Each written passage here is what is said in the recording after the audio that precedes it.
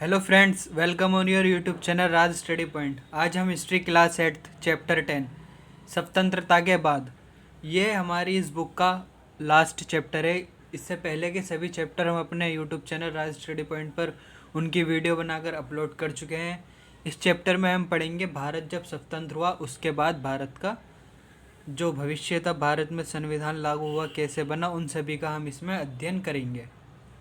तो इसमें पहली जो हमारी हेडिंग दिख रही है हमें, वो है एक नया और खंडित राष्ट्र। मतलब भारत आज़ाद हुआ तो एक नया राष्ट्र बना, लेकिन राष्ट्र तो बना, एक नया आज़ादी मिली, लेकिन कैसे खंडित, मतलब भारत का क्या हुआ, बंटवारा भी हुआ।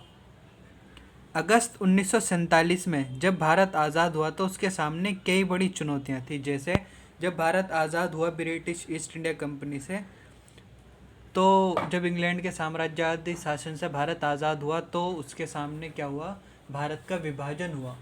भारत को पाकिस्तान और भारत दो देश बने। तो हमारा जो देश था उसके सामने कई बड़ी चुनौतियां थी। बंटवारे की वजह से 80 लाख शरणार्थी पाकिस्तान से भारत आ गए थे। कितने? 80 लाख। जब दोनों देशों का बंटवारा हुआ तो लोग एक जगह से दूसरे देश में, मतलब कुछ लोग भारत से पाकिस्तान गए और कुछ इसी प्रकार पाकिस्तान से भारत आए। तो कुल ऐसा अनुमान लगाया जाता है कि 80 लाख शरणार्थी पाकिस्तान से कहाँ आए, भारत आए थे। इन लोगों के लिए रहने का इंतज़ाम करना और उन्हें रोज़गार देना भी क्या था, ज़रूरी था। इसके बाद रियासतों की समस्या आई। आज़ाद भारत के सामने एक बड़ी चुनौती क्या थी, रियासतें। मतलब उस टाइम में भारत में क्या था, कई छोटी छोटी रियासतें थी जो ब्रिटेन की रानी की अधीनता स्वीकार कर चुकी थी। लेकिन जब अंग्रेज़ों ने भारत को आज़ाद करा तो उन्होंने एक शर्त रखी कि ये जो रियासतें हैं अपनी अनुसार, अपनी इच्छा अनुसार भारत या पाकिस्तान में शामिल हो सकती हैं और चाहे तो किसी अपना स्वतंत्र देश भी बना सकती हैं। तो कुछ रियासतें ऐसी हुई उस टाइम में जिन्होंने ये चाहा कि वो स्वतंत्र देश बनेंगे, लेकिन सरदार वल्लभ भाई पटेल ने अहम भूमिका निभाई और सभी रियासतों का भारत में विलय भी करवाया। तकरीबन 500 रियासतें राजाओं या नवाबों के शासन में चल रही थी। इन सभी को नए राष्ट्र में शामिल होने के लिए तैयार करना एक टेढ़ा काम था। शरणार्थियों और रियासतों की समस्या पर फौरन ध्यान देना भी लाजमी था। मतलब शरणार्थी जो आए थे उनकी समस्या और जो भारत में रियासतें थी उन दोनों ही समस्याओं को तुरंत ध्यान देना अनिवार्य था। लंबे दौर में इस नवजात राष्ट्र को एक ऐसी राजनीतिक व्यवस्था भी विकसित करनी थी जो यहाँ के लोगों की आशाओं और आकांक्षाओं को सबसे अच्छी तरह से व्यक्त कर सके। मतलब भारत एक नवजात नया यानी नया राष्ट्र था उस टाइम में, तो उसे एक ऐसी राजनीतिक व्यवस्था भी स्थापित करनी थी जो सभी भारतीयों की आशाओं और आकांक्षाओं को पूरा करने में सक्षम हो। 1947 में जब भारत की आबादी काफ़ी बड़ी थी, तकरीबन 34.5 करोड़, यह आबादी भी आपस में बटी हुई थी। इसमें ऊंची जाति और नीची जाति, बहुल हिंदू समुदाय और अन्य धर्मों को मानने वाले भारतीय थे।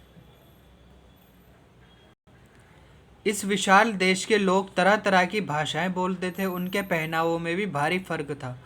उनके खान पान और काम धंधों में भारी विविधता थी। मतलब जब भारत आज़ाद हुआ उस टाइम में भारत में, और आज भी भारत एक क्या है, विविधतापूर्ण देश है। मतलब यहाँ के लोगों की भाषाएं अलग हैं, वे अलग अलग बोलियाँ बोलते हैं, अलग तरह उनका पहनावा अलग होता है, उनकी भाषाएं, राज और सांस्कृतिक परंपराएं जो है वो भी अलग होती हैं, खान पान अलग होता है। फिर भी उस टाइम में क्या था, इस विविधता को चुनौती समझा जा रहा था कि एक नए राष्ट्र के लिए, भारत जो एक नया राष्ट्र है तो ये भारत के लिए चुनौती है विविधता।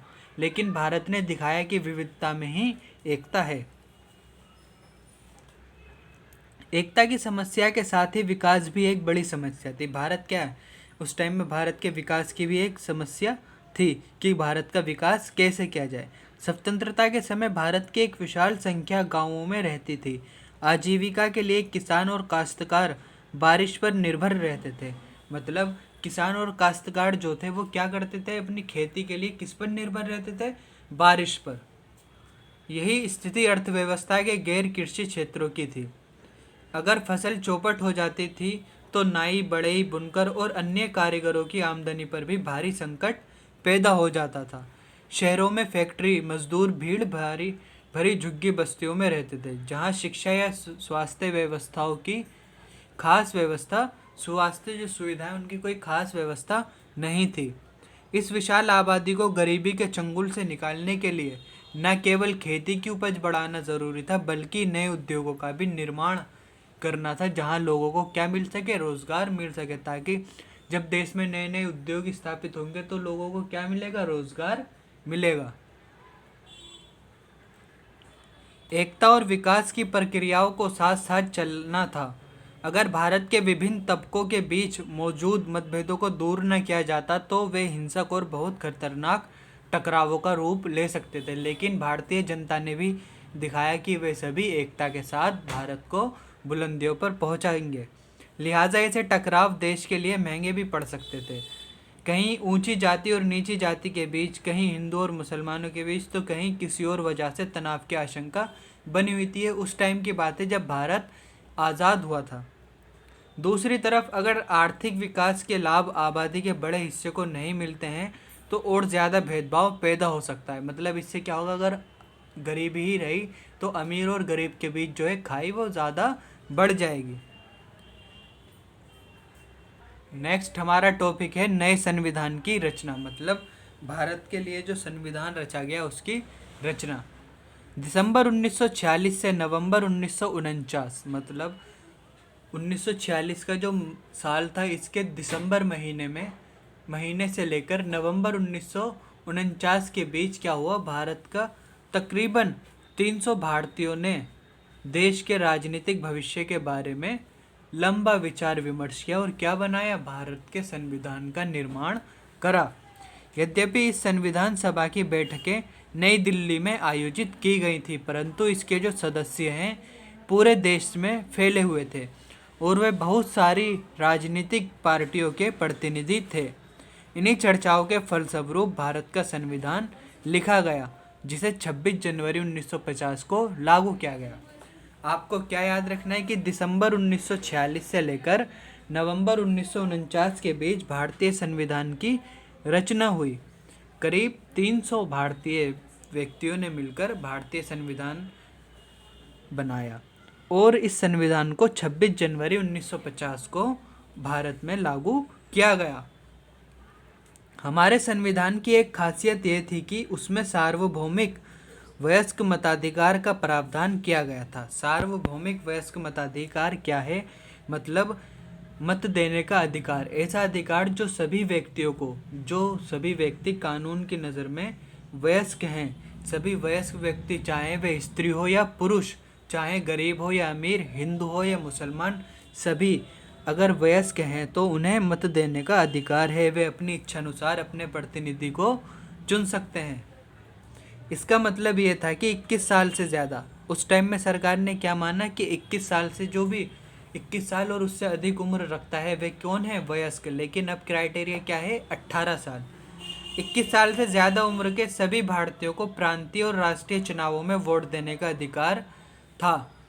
यह एक क्रांतिकारी कदम भी था। उस टाइम में ऐसा था, बहुत से विकसित देश थे यूरोप के, उनमें भी महिलाओं को वोट देने का अधिकार नहीं था, फिर भी भारत में वोट देने का अधिकार महिलाओं को दिया गया। इससे पहले कभी भी भारतीयों को खुद अपने नेता चुनने का अधिकार नहीं मिला था।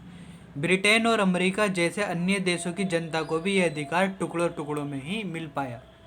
मतलब ब्रिटेन में और अमेरिका में क्या हुआ, पहले अमीरों को मिला, फिर गरीब लोगों को, फिर पुरुषों तक ही यह अधिकार सीमित रहा और लास्ट में जाकर महिलाओं को भी यह अधिकार मिल पाया। लेकिन भारत में क्या हुआ, भारतीय संविधान सभा ने एक क्रांतिकारी कदम उठाया और सार्वभौमिक वयस्क मताधिकार सभी को प्रदान किया। वहाँ सबसे पहले संपन्न पुरुषों को वोट देने का अधिकार मिला, वहाँ मतलब ब्रिटेन और अमेरिका जैसे देशों में। इसके बाद शिक्षित पुरुषों को भी मताधिकार दिया गया। फिर मजदूरों को काफ़ी लंबे संघर्ष के बाद ये अधिकार मिला और महिलाओं को सबसे अंत में ये मताधिकार दिया गया। परंतु भारत में शुरू से ही दोनों को मताधिकार दिया गया। इसके विपरीत भारत में आज़ादी के कुछ ही समय बाद यह फैसला ले लिया गया था कि देश के सभी स्त्री पुरुषों को यह अधिकार दिया जाएगा, भले ही वे अमीर हों या गरीब, पढ़े हों या लिखे, उन्हें या अनपढ़ हों, सभी को मत देने का अधिकार होगा। संविधान की दूसरी विशेषता ये थी कि उसमें तमाम जातियों, धर्मों या किसी भी तरह की पृष्ठभूमि से संबंध रखने वाले सभी नागरिकों को कानून की नज़र में समान माना गया। मतलब कोई भी व्यक्ति चाहे अमीर हो या गरीब, सभी कानून की नज़र में एक समान हैं। अगर कोई जुर्म करता है तो कानून सभी पर इक्वल लागू होगा।